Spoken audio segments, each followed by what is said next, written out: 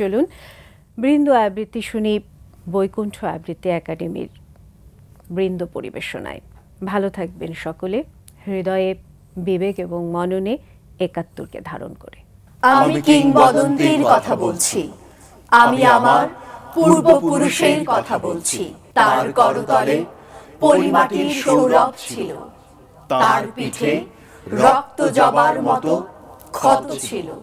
তিনি অতিক্রান্ত পাহাড়ের কথা বলতেন, অরণ্য এবং সাপদের কথা বলতেন, পতিত জমি আবাদের কথা বলতেন। তিনি কবি এবং কবিতার কথা বলতেন। জিহ্বায় উচ্চারিত প্রতিটি সত্য শব্দ কবিতা, কর্ষিত জমির প্রতিটি শস্য দানা কবিতা।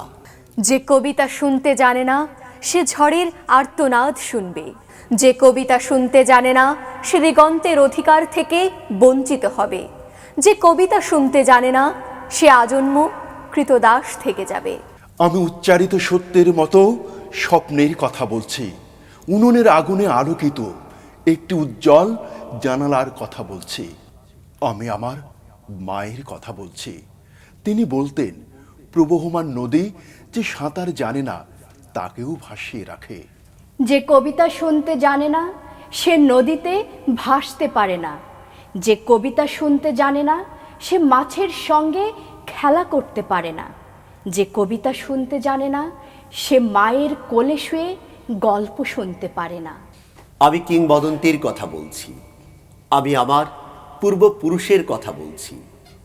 আমি বিচলিত স্নেহের কথা বলছি, গর্ভবতী বোনের মৃত্যুর কথা বলছি। আমি আমার ভালোবাসার কথা বলছি। ভালোবাসা দিলে মা মরে যায়, যুদ্ধ আসে, ভালোবেসে মায়ের ছেলেরা চলে যায়। আমি আমার ভাইয়ের কথা বলছি। যে কবিতা শুনতে জানে না সে সন্তানের জন্য মরতে পারে না। যে কবিতা শুনতে জানে না সে ভালোবেসে যুদ্ধে যেতে পারে না। যে কবিতা শুনতে জানে না সে সূর্যকে হৃৎপিণ্ডে ধরে রাখতে পারে না। আমি কিংবদন্তির কথা বলছি, আমি আমার পূর্বপুরুষের কথা বলছি। তার পিঠে রক্ত জবার মতো ক্ষত ছিল, কারণ তিনি কৃতদাস ছিলেন। আমরা কি তার মতো কবিতার কথা বলতে পারবো? আমরা কি তার মতো স্বাধীনতার কথা বলতে পারবো?